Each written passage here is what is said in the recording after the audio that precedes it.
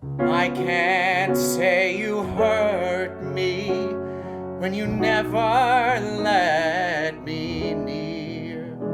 Hello, music lovers! Today we are looking at a song that I recently became acquainted with, maybe like some of you, through the beautiful third episode of The Last of Us. And this is, of course, Long, Long Time by Gary White, performed by Linda Ronstadt.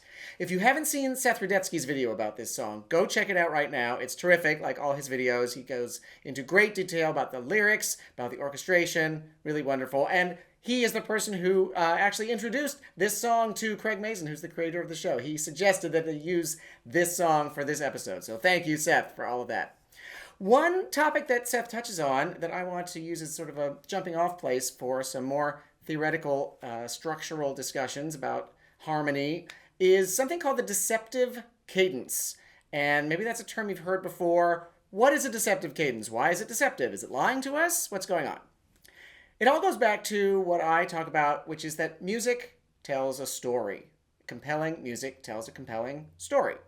And composers use harmonic progressions to help tell their stories. And harmonic progressions are just chord changes, a series of chords in a row.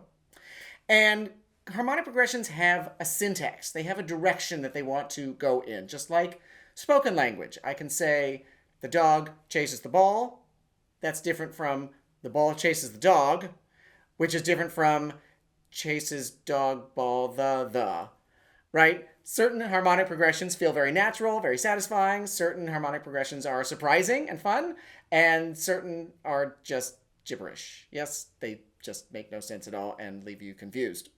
Music is a temporal art form, meaning it occurs in time. It's like theater, like dance, like film. And one thing that composers can do in a temporal art form is to set up an expectation. Actually, all temporal art forms can do that. Story, especially. You set up an expectation for your character, and they either do that or they do something totally out of character, which is really surprising.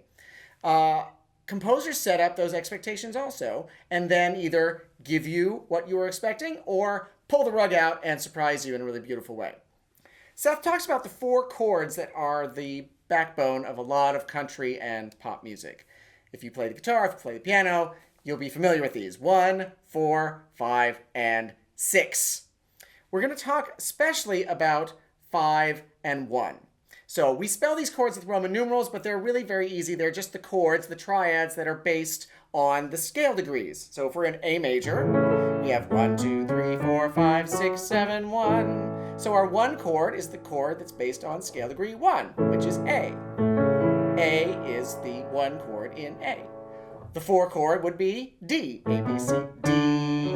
D is our 4 chord. E is our 5 chord. And F sharp minor would be the 6 chord. 5 to 1 is the progression that we're really going to take a lot of look at today, because 5 to 1 is the backbone of Western tonal music. It really has a strong direction to it. That 5 chord wants to resolve here. There's tension because this doesn't feel like the end of the thought. That feels like the end of the thought. And composers can use this expectation that a 5 chord will resolve to 1 to either fulfill your expectation, to give you that 1, or to go someplace else. And that is where the deception is in the deceptive cadence. When we have a 5 chord that doesn't go to 1, it goes someplace else. And 9 times out of 10, when we're talking about a deceptive cadence, we're going to be talking about the 5 going to 6. Here's 5 to 1, and here's 5 to 6. Why does that work?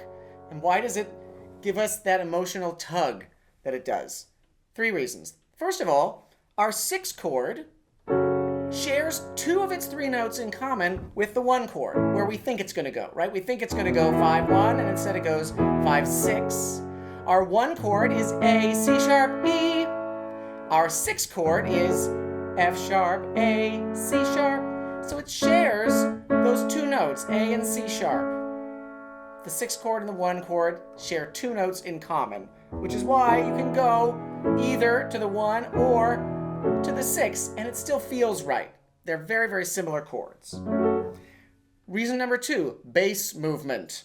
So the movement of your bass line provides a very strong arrow, even if it's just subliminally, to your harmonic progression. We have bass movement 5-1, bass movement by 5th or 4th, depending on which direction you're coming at it from, 5-1. Very strong bass movement by 5th. The next strongest, movement by step. And that's what we get when we go from 4 to 5. That's a chord progression I'm sure a lot of you know. 4-5-1. Same stepwise progression. We go from 5 to 6. Our bass moving by step. That feels satisfying.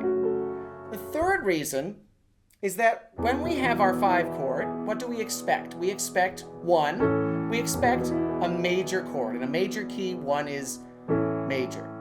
If we go to 6, however, we're giving us, instead of a major resolution, a minor chord resolution. And that tugs at our heart a little bit. Yes? In Western music, generally, major is happy and minor is poignant or sad.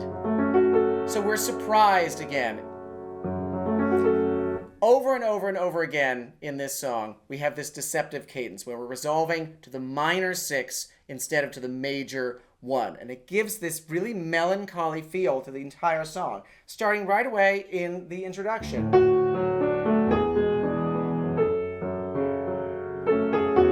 Let's do it again. Here comes the vocal. We're still doing the same thing. 4, 5, 6. 4, 5, and finally, we go to the 1s. The first time we've heard our tonic in the entire song, and it really lands hard. What's the lyric? Love will abide. Minor chord. That feels like a platitude. It feels like something positive. But as we come to learn, this character isn't buying it. A lot of people tell her a lot of things, and she doesn't understand what they mean, because it's not what she's experiencing. That's a great way, if you're a performer, to key into that emotion. I don't know if I believe that. Love will abide. Really? Does it? Take things in stride. Okay, going to the major chord here. I'm going to try. I'm going to try to get behind that sentiment. Take things in stride. Okay, I will. I can do that. Another reason that this 5-1 motion works so well and that it's used so much is because it's tension. It's a tension to sit here not knowing where we're going. And there's the resolution. It's a tension to sit here not knowing where we're going and to resolve, oh, to the 6. That's not what I expected. Tension and resolution is what makes a great story. We want our hero to have obstacles, things to fight for, things that we hope for. Same thing in music. We want tension that then resolves. Throughout the song, we get that. We can take a 5-1 motion and move that any place we want. We can take a chord, let's say 6 actually. What would the 5 of that chord be? 5 of F sharp minor. Well, we can do the same thing we did for 5 of 1. We just count up 5. F sharp, G sharp, A, B, C sharp.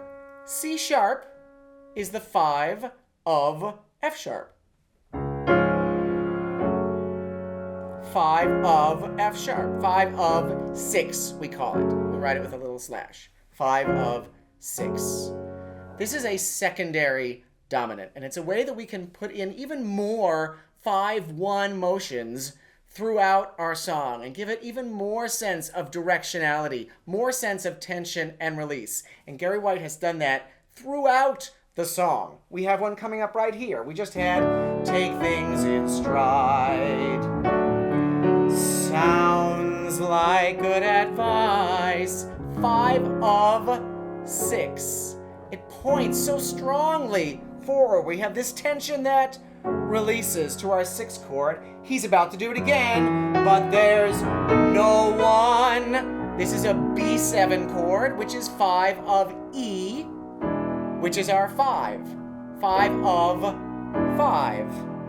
No one at my side. And here we go back again to our 4, 5, 1. But those two secondary dominant chords in the middle there, 5 of 6 and 5 of 5, just propel this progression along so beautifully. I'm just going to play the chord progression by itself without the melody, and you'll be able to hear how much direction there is, how much tension and release there is to this song, even without melody.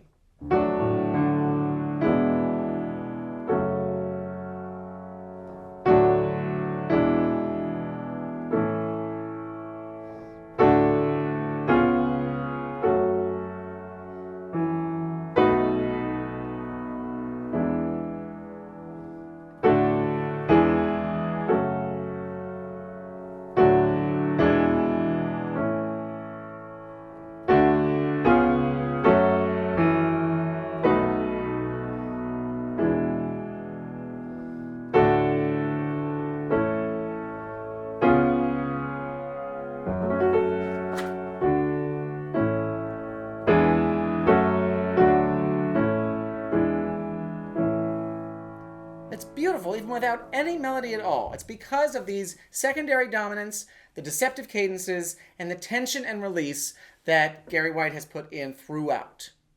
He uses another technique, one other way of creating tension that is pretty unusual. I haven't seen it in a lot of songs, and I think it's what gives this song its particularly poignant flavor.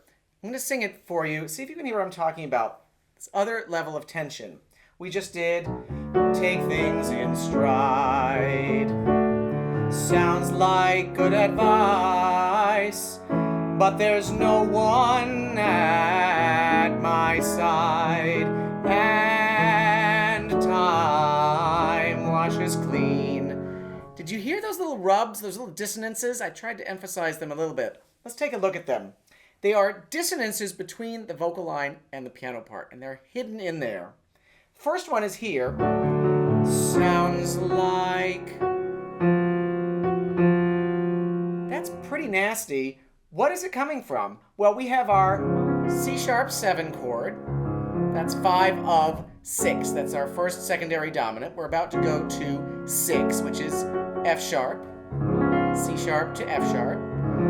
He introduces in the vocal line the F-sharp. So the note that we're about to resolve to, he introduces it almost 2 beats early and sits on it, and you get this dissonance before it finally resolves. Sounds like good advice. He's about to do it again, but there's no one at.